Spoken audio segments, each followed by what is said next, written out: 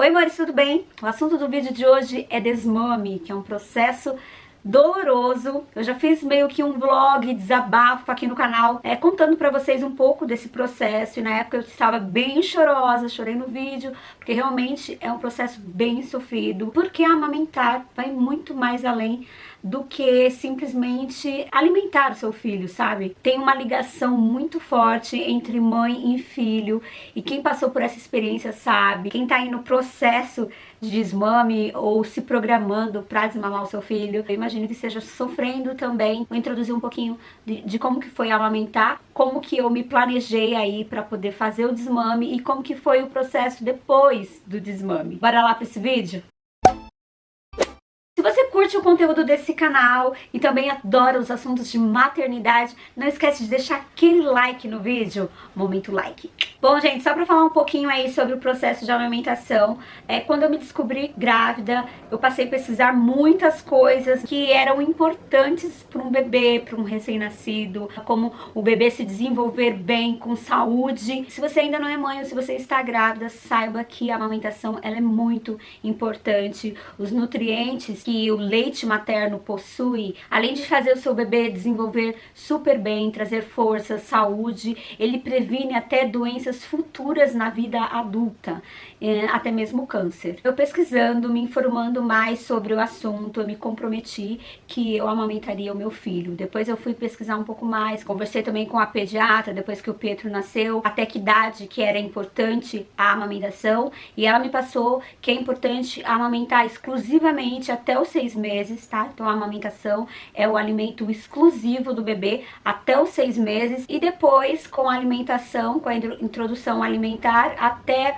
os 2 anos de idade, porque o leite deixa de ser exclusivo, mas ele ainda tem nutrientes que é necessário para o desenvolvimento da criança e para a saúde da criança. Então eu me comprometi a amamentar até os 2 anos. Eu parei faltando 1 mês para completar, para o Pietro completar os 2 anos, porque eu já estava aí me programando para uma cirurgia, e a data que eu consegui com a médica teria que então eu fazer esse desmame. Mesmo assim, eu acredito que eu consegui aí cumprir o que eu me comprometi a fazer, sabendo que a amamentação é super importante. Quando chegou o processo de desmamar o Pietro, que foi complicado, e é isso que eu quero dividir nesse vídeo com vocês, porque muita gente me pergunta, e muita gente vai no meu inbox no Instagram, me manda mensagem nos vídeos, principalmente de maternidade, porque estão passando, são mamães que estão passando por esse processo, então achei importante dividir com vocês agora que eu não tô mais tão emocionada, né, que já me sinto mais forte, né, e sim, muitas coisas mudam, e eu gosto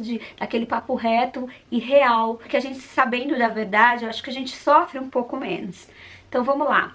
O processo do desmame com o Pietro aconteceu que eu fui deixando primeiro de amamentar o Pietro à noite. Então aí por volta de 1 ano e meio eu comecei a desmamá-lo, o desmame noturno, né? Deixei de amamentar à noite e aí ele acostumou de boa. Continuei amamentando lá de 3 em 3 horas, sempre amamentei em livre demanda. Quando ele queria, ele vinha, pedia o TT, abaixava a blusa, alimentava em todos os lugares, porque toda mulher tem esse direito de amamentar em qualquer lugar. Inclusive eu estava frequentando uma igreja na época que o pastor falava, pode amamentar, e todo mundo lá falava, pode amamentar, não fique envergonhada, não precisa cobrir.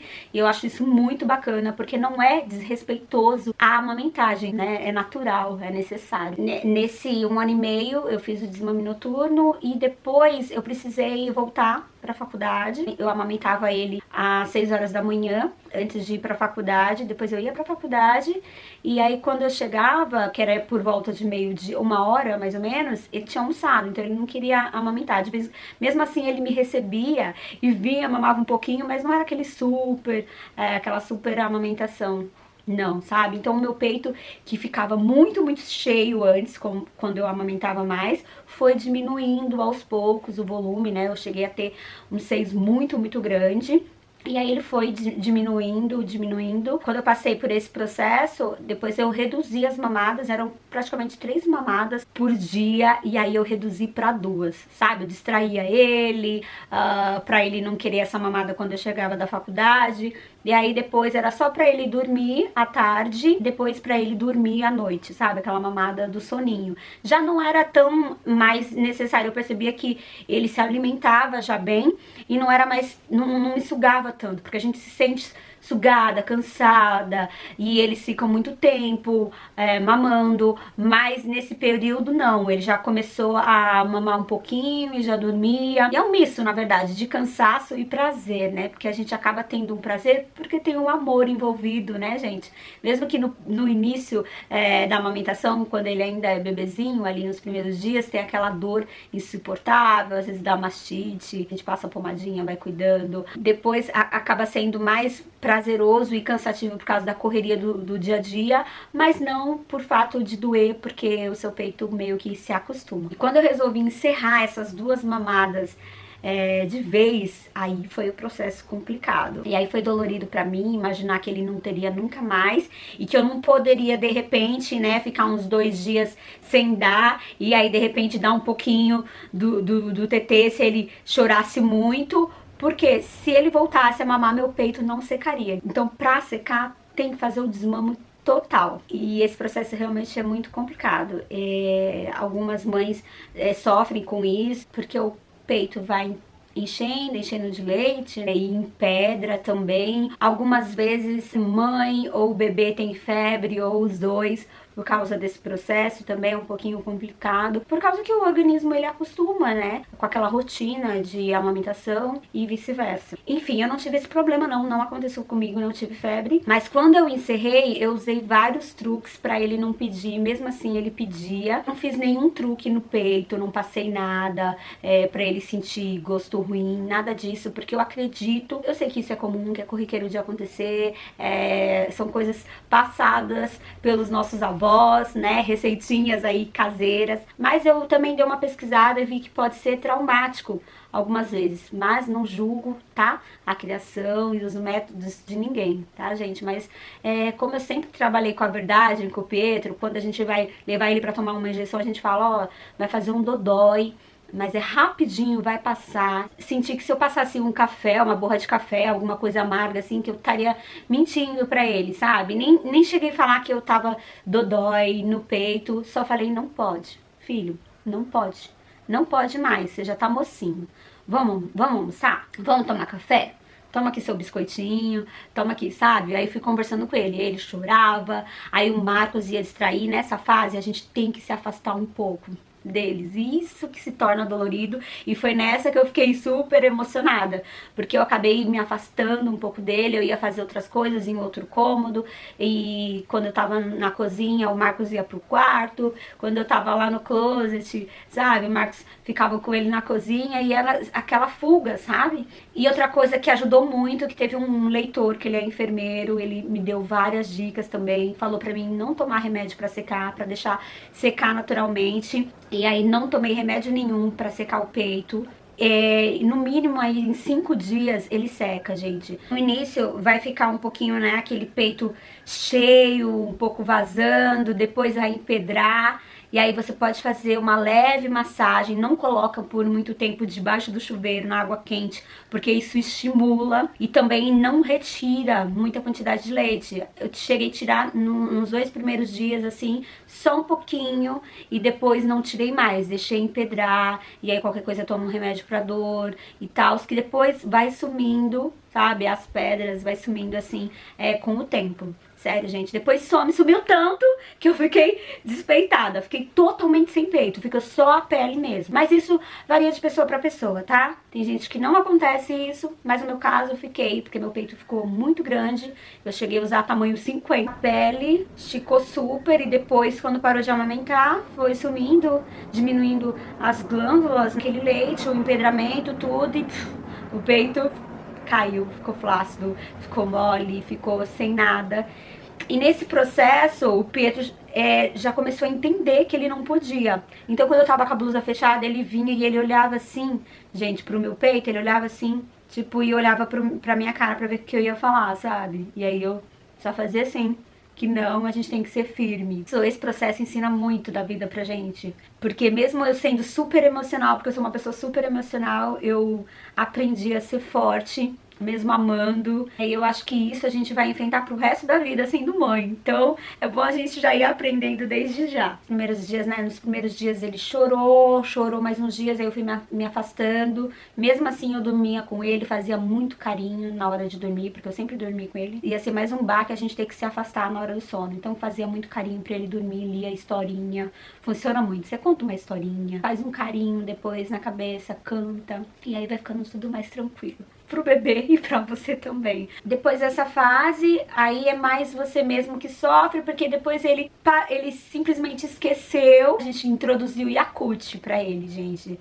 Não sei como que é a rotina alimentar pra vocês, mas a gente dá um Yakult por dia e ele não gosta de tomar leite. Pedro não toma leite, também eu pesquisando vi que o leite da vaca não tem tanta importância assim, não é necessário pro ser humano. Porém o ferro, cálcio e outras coisas a gente consegue encontrar em outros alimentos, inclusive em vegetais, né, em folhas verdes escuras e diversos outros alimentos, a gente consegue encontrar essas vitaminas aí, nutrientes necessários pro corpo, que o leite aí materno também tem. O resto ele toma muita água e suco, nada industrializado além do Yakult, assim, mas muita água e muito suco.